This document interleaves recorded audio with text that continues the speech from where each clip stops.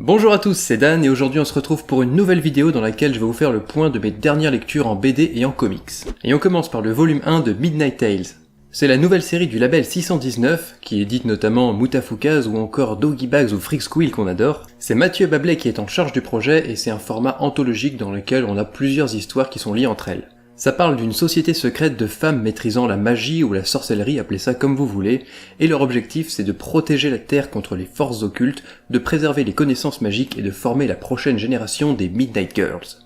On a un premier tome bien garni avec 4 histoires, une nouvelle, des petites pages de dossier un peu à la manière des Doggy Bags. On va suivre à chaque fois le quotidien de jeunes Midnight Girls un peu partout dans le monde en mode tranche de vie, au lycée, à la maison, en mission ou en apprentissage. Les histoires sont bien construites puisqu'on va vraiment pouvoir faire connaissance avec l'univers et ses règles et en même temps avoir un début et une chute bien marqués. Et même si les histoires sont courtes, je trouve qu'on arrive bien à s'attacher aux personnages même si on les revoit pas par la suite. Il y a une super bonne ambiance qui mélange vie d'ado et surnaturel, ça me fait d'ailleurs un peu penser à Buffy contre les vampires. On a un panel assez sympa de créatures surnaturelles existantes ou d'événements occultes mythiques, et ça c'est tiré à chaque fois des folklores locaux aux histoires, c'est vachement intéressant, d'autant plus qu'on a les dossiers, les Midnight Files dans lesquels on en apprend un peu plus. Ce que j'aime bien aussi dans ce comic, c'est qu'il aborde des thèmes assez importants, déjà ça met la femme en avant, ça parle de solidarité, d'amitié, et puis forcément on ressent une démarche féministe et de représentativité, et ça change avec une envie de proposer des héroïnes aux caractères, aux origines et aux physiques assez différents, ça fait vraiment une bouffée d'air frais. Et puis ça d'ailleurs c'est appuyé par la présence d'un dossier qui parle de la place de la femme pas vraiment facile en Inde. Il y a aussi un côté épouvante qui m'a rappelé celui des chairs de poule, un peu malaisant mais pas vraiment malsain ni glauque, et puis il y a aussi pas mal de mystère avec le thème des sociétés secrètes que j'adore. C'est Mathieu Bablet qui se charge de tous les scénarios mais on a quand même un dessinateur différent à chaque histoire, du coup ça permet d'apprécier des styles assez variés, même si j'ai une petite préférence pour celui de Singelin et aussi de Bablet qui dessine en plus une histoire. La nouvelle aussi elle est sympa, elle est écrite par Elsa Bordier et ça fait une coupure un peu plus longue à lire dans un comics qui passe vraiment super vite. Et puis il y a la dernière histoire qui est vraiment différente et beaucoup plus bizarre, déjà au niveau du dessin, même si j'accroche moins, ça change vraiment, et puis surtout au niveau du contenu. C'est plus abstrait et complexe, mais surtout c'est la seule qui sera continuée dans le prochain tome, et comme on commence à en apprendre un peu plus sur la hiérarchie et le fonctionnement de l'ordre de minuit, bah ça me donne vachement envie de lire la suite. En tout cas c'était vraiment une bonne lecture, c'était bien, c'était frais, c'était assez introductif, donc ça me manquait peut-être un peu d'enjeu, mais maintenant que l'univers est bien posé, bah ça me donne vachement envie de connaître la suite. Et on continue avec le tome 5 de Descender qui s'appelle Le Soulèvement. Si vous ne savez pas ce que c'est Descender, j'avais fait une vidéo dont je suis assez fier, vous pouvez y jeter un œil pour découvrir cette saga qui est vraiment magnifique. C'est de la science-fiction futuriste qui se passe dans un univers où la galaxie a presque été entièrement détruite par des robots géants de la taille de planètes qui sont apparus d'un coup et qui ont disparu aussitôt. Depuis, les robots sont interdits, détruits et on traque ceux qui restent. Là-dedans, on suit Team 21, un robot compagnon pour enfants qui se réveille après des années d'hibernation avec son chien Bot. Sauf que Team 21 a son ADN numérique qui est très proche de celle des moissonneurs et du coup c'est la capitaine Telsa et Monsieur Tullis qui sont chargés de le récupérer et pour ça ils sont épaulés par le docteur Jin Kwon, le créateur de Team 21. Et en parallèle de ça, on suit des liquidateurs qui sont chargés de traquer et tuer les robots. Vous voyez que ça fait pas mal de personnages, du coup on a une narration qui est assez éclatée entre les différentes équipes et les différents lieux. On s'attache vraiment à tous les personnages qui sont bien développés et on se balade dans un univers hyper vaste et hyper riche.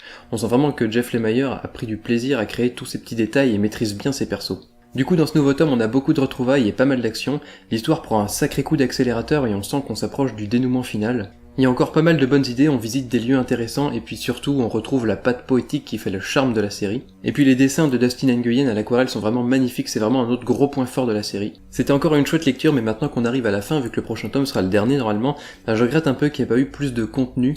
C'est vraiment une histoire qui s'attarde sur les personnages et l'univers en lui-même plutôt que sur l'intrigue. Mais c'est aussi ça qui change par rapport aux autres histoires, ça parle plus de l'humanité et de la robotique plutôt que des gros complots, même si là dans ce tome on atteint des enjeux quand même assez impressionnants. Vous connaissez certainement le donjon de Nullbuck, un monstre de la culture française à main nue, c'est d'abord sorti des tréfonds d'internet en saga audio, à écouter donc, puis c'est paru en BD, c'est sorti en roman, il y a eu des albums de musique, un jeu de rôle, et là il y a même une série télé et un jeu vidéo qui sont en préparation. Et puis dans tout ça il y a eu des spin-offs en BD dont La Malédiction de Tyrluit.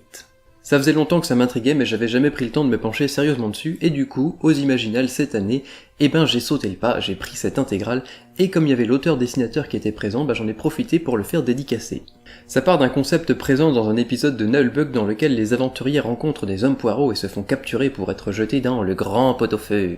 Du coup dans cette BD on va suivre le pourquoi du comment il y a des hommes poireaux et puis d'autres hommes légumes comme les hommes carottes ou les hommes patates. Mais on a aussi une bonne dose d'aventure. On commence avec le shérif Greentop qui doit mener l'enquête sur des meurtres bestiaux. La rumeur veut que ce soit la terrible bête de Tyrluit qui soit revenue, un lapin géant mutant qui dévore les hommes carottes. Sauf que comme les hommes du shérif sont un peu des baltringues, du coup il engage des aventuriers pour l'aider. Et comme dans Nullbuck, l'aventure c'est assez improbable, aléatoire et même chaotique. Si les gens étaient compétents, ça serait vachement moins marrant. On se retrouve avec des personnages assez hétéroclites, un homme carotte représentant des forces de l'ordre, une elfe noire guerrière, un humain mi-chemin entre voleur et ranger, et puis un hobbit qui fait de la magie de cuisine. C'est bien sympa à suivre, on va voir de l'enquête, de l'action, de l'aventure, et dans la deuxième partie ça devient un peu plus conséquent puisqu'on va avoir affaire à un complot qui joue sur des tensions qui datent de plusieurs siècles. Bien sûr l'humour est très présent, on a des situations improbables, des jeux de mots à l'appel, des références méta et parodiques, et ça rappelle bien les parties de jeux de rôle où les joueurs ont tendance à faire n'importe quoi assez rapidement. En tout cas si vous connaissez pas Nullbuck, ça peut être une bonne porte d'entrée dans l'univers puisque ça respecte assez bien le ton, et puis c'est une aventure complète en 2 chapitres ou une intégrale. Et on continue avec le tome 2 de Rick and Morty. On a des gros fans de la série animée Rick and Morty et vous avez déjà dû en entendre parler ici ou ailleurs. En tout cas, Rick and Morty c'est génial et il faut absolument que vous voyiez ça. Je vous avais déjà parlé du tome 1 que j'avais bien apprécié et je pense que j'ai encore plus kiffé le tome 2. On retrouve Rick et Morty dans des nouvelles aventures dans des dimensions encore plus bizarroïdes que les autres. Pour rappel, c'est les Rick et Morty d'une dimension parallèle, pas celle de la série. Ça a l'avantage d'être en fait exactement les mêmes personnages, sauf que leurs aventures n'ont pas d'influence sur la série.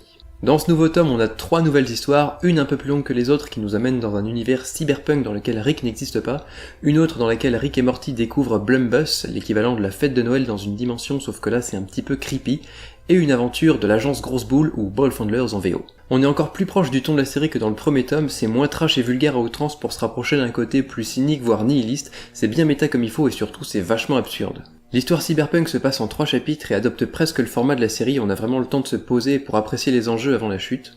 Et les 2 autres histoires jouent plus sur des concepts un peu glauques ou absurdes, et pour l'occasion on change de dessinateur, ça permet d'avoir des styles variés et de s'éloigner un peu de la direction artistique de la série. Et puis on a encore des mini-bonus à la fin qui viennent rajouter une couche à l'univers.